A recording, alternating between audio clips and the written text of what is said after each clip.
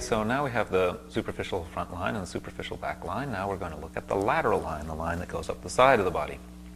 The lateral line in our evolutionary history, if you look at the lateral line of a fish, a shark, for instance, can feel along its lateral line. Those are very, very sensitive motion sensors right along the lateral line of some fish, and they can sense vibration. Now we, as human beings, have concentrated all that vibratory sensitivity into one organ along our lateral line. But even though we don't have vibration sensors down our side, the lateral line does have a myofascial reality in the body, and here we go. So if we look at where the lateral line comes on a human being, it really originates in two places: at the base of the first metatarsal on the inside of the middle of the foot, and the base of the fifth metatarsal at the outside of the middle of the foot. So starting from the inside, if we put on the peroneus longus muscle to its attachment there on the first metatarsal base, and we bring that up here, and then I'm going to use two for this one for a reason you'll see in a minute. The peroneus brevis attaches to the outside of the fifth metatarsal base. So you see we're really starting from two places. Both of those muscles go behind the lateral malleolus of your ankle, where they're also held in by a retinaculum. And although the brevis stops here halfway up, what we're really talking about fascially is that the myofascia and the fascial compartment is the whole lateral compartment of the leg. So we're going to carry both of them up here to the fibular head, where that myofascial compartment has a connection forward through something called the anterior ligament of the head of the fibula, which you can see here in this slide. So that carries us still up the lateral line, still pretty much in a straight line, and there, with that anterior ligament of the head of the fibula, we connect into everybody's old friend, the iliotibial band. The iliotibial band goes up the, just put these here to keep them here. The iliotibial band goes up the side of the leg, widening as it goes, and cups. Just kind of stick it together here because it's one long sheet. It's widening just like the Achilles tendon and getting up here to cup the greater trochanter and help to hold that into the socket. The fascia opens up and spreads into a Y here, and many muscles are attaching to it. The tensor fascia lata here, the northern fibers, all right, the superior fibers of the gluteus maximus attach here from the ilium down. And of course the gluteus medius would be here in the middle. I don't have enough gauze to get across here, but you can see this kind of Y deltoid of the hip arrangement here. And so here we are now out at the anterior superior spine and the posterior superior spine of the iliac bone. Now, if we were to keep going in the same direction, we'd have to keep going out that way, see? So here comes our next fudge factor.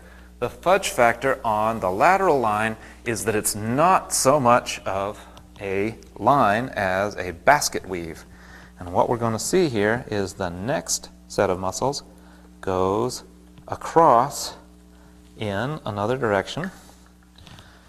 Here is the fibers of the internal oblique muscles.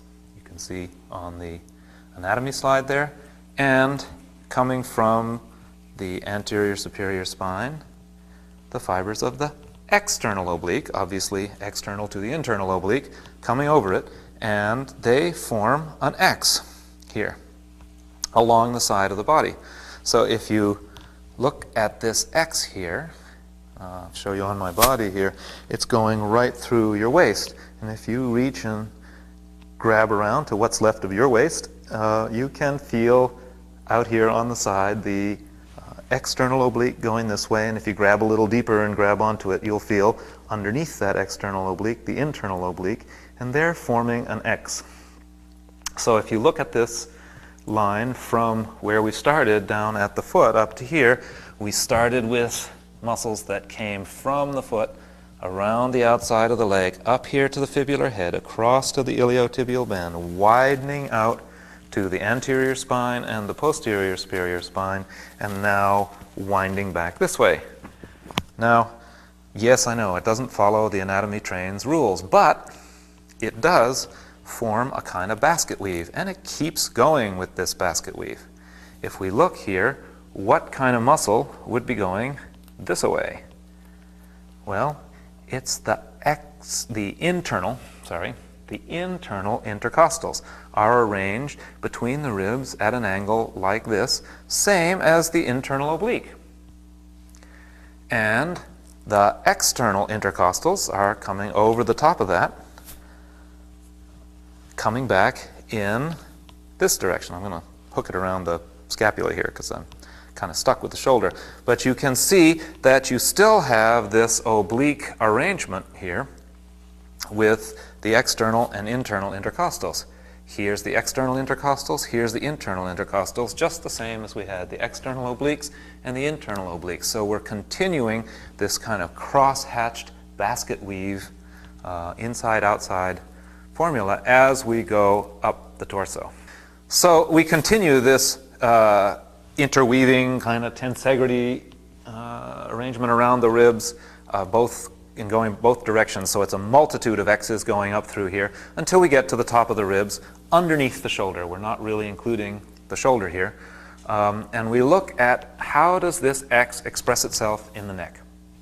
We have one very, very deep leg of the X way underneath there, in which this part of the leg of the X is the anterior scalene, and this part of the leg of the X is the internal, the superior oblique muscle, the suboccipital muscles. But this is very deep, and this is going to become part of our deep front line. So I'm going to continue. There is an X on top of this. The first part of this X is the splenius capitis, which really comes from over here on the spinous processes and comes right up onto the mastoid process just behind the sternocleidomastoid. And so that's going to take us to the top of that one. I'll just trim that. And the other one on the outside, which is once again our friend, the sternocleidomastoid, coming up onto the skull here, same as it did before.